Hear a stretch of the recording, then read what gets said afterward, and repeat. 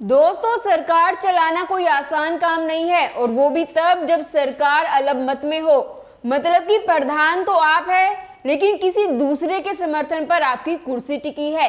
PM Modi ने नायडू के साथ दिल्ली में मीटिंग करी, लेकिन इस मीटिंग में चंद्रबाबू नायडू अकेले नहीं पहुंचे, बल्कि कांग्रेस नेता और तेलंगाना के सीएम रेवंत रेड्डी के साथ पहुंच गए।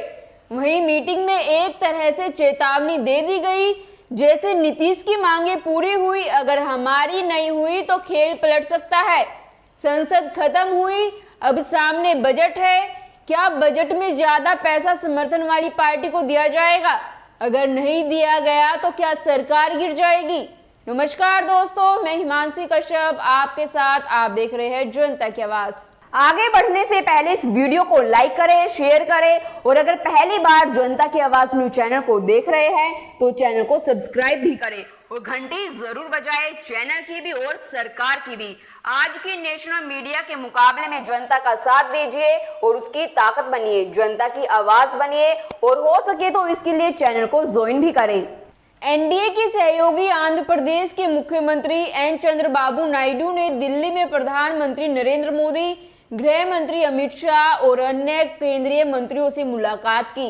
दोनों नेताओं ने आंध्र प्रदेश के लोगों की आकांक्षाओं को पूरा करने के लिए उठाए जाने वाले कदमों पर चर्चा की। नायडू की प्रधानमंत्री और अन्य केंद्रीय मंत्रियों के साथ बैठक महत्वपूर्ण है, क्योंकि जल्द ही संसद में केंद्रीय बजट पेश किया जाएगा।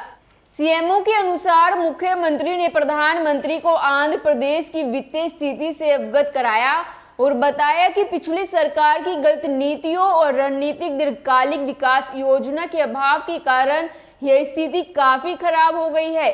सीएम ने केंद्र से संकट से उबरने के लिए आंध्र प्रदेश को पूर्ण सहायता देने का आग्रह किया।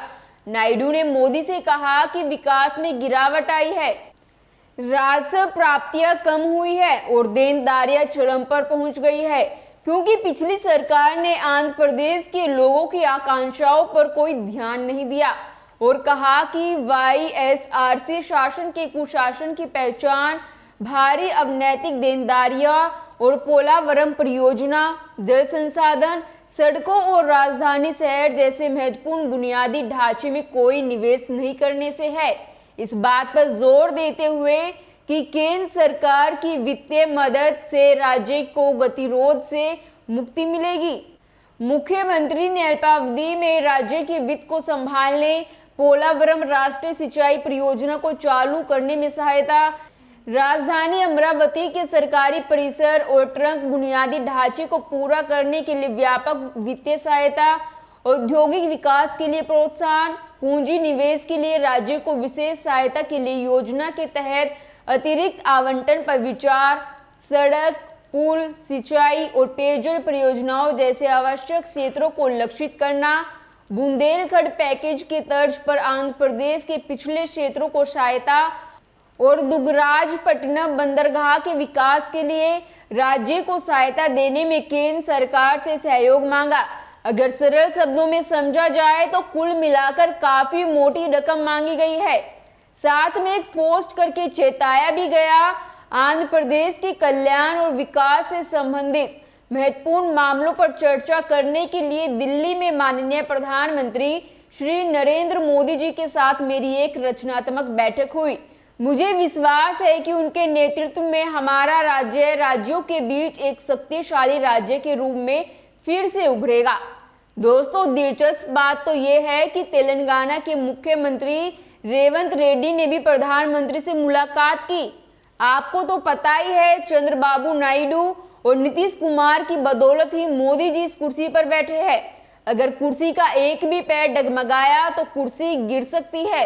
अब भले ही जनता दल यू ने नीतीश कुमार ने मोदी सरकार को समर्थन देने के बदले कोई मांग नहीं रखी, मोल भाव नहीं किया, लेकिन भाजपा उसका पूरा ख्याल रख रही है। दोनों पार्टियों के बीच परफेक्ट तालमेल भी दिख रहा है। प्रधानमंत्री मोदी पिछले दिनों बिहार के दौरे पर गए थे, जहां उन्होंने ऐतिहासिक नालंदा विश्वविद्यालय के नए रूप का उद्घाटन किया, तो उन्होंने भाजपा के प्रदेश नेताओं के साथ भी बातचीत की थी।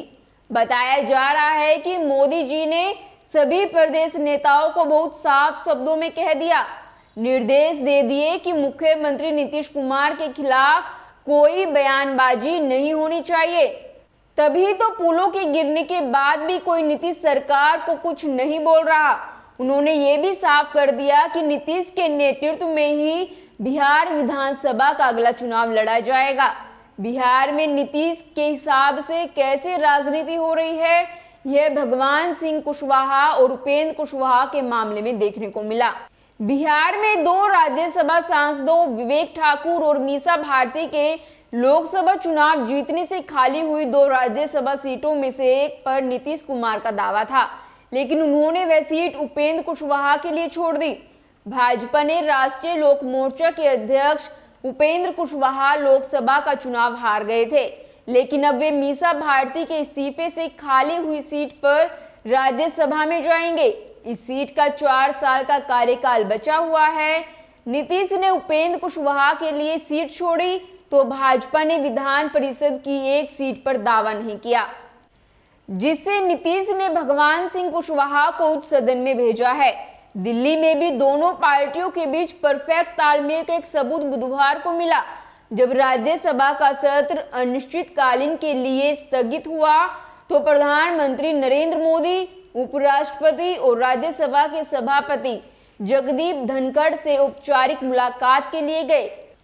उनके साथ राज्यसभा में भाजपा के नेता जेपी नड्डा थे और जनता दल यू के नेता राजीव रंजन उर्फ लल्लन सिंह भी थे। अब आप खुद ही सोचिए, लल्लन सिंह राज्यसभा सांसद नहीं है और वे लोकसभा में हैं, फिर भी प्रधानमंत्री मोदी जी ने उनको अपने साथ ले गए और दोनों की एक साथ सोफे पर बैठी हुई फोटो आपने जरूर देखी होगी। इतना ही नहीं, प्रधानमंत्री ने 2 अहम कैबिनेट कमेटियों में लल्लन सिंह को शामिल किया। वे आर्थिक मामलों की कैबिनेट कमेटी यानी CCEA और संसदीय मामलों की कैबिनेट कमेटी यानी CCPA के सदस्य बनाए गए हैं। दिल्ली से लेकर पटना तक भाजपा की ओर से JDU और नीतीश कुमार के प्रति जो सद्भाव दिखाया जा रहा है, वह सिर्फ केंद्र की राजनीति या केंद्र सरकार के बहुमत के लिए JDU के समर्थन की वजह से नहीं है। कहा जा रहा है कि बिहार में समय से पहले चुनाव हो सकता है और भाजपा नहीं चाहती कि 2015 दोहराया जाए। दरअसल उस समय लालू प्रसाद और नीतीश कुमार मिलकर लड़े थे तो भाजपा को सिर्फ 54 सीटें मिली थी।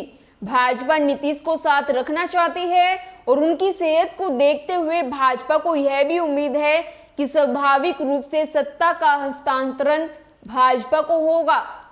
इसी वजह से चंद्रबाबू नायडू को उम्मीद है, जब बिना मांगे नीतीश कुमार को सब दिया जा रहा है तो मैंने तो मांगा है, मुझे तो दिया जाएगा।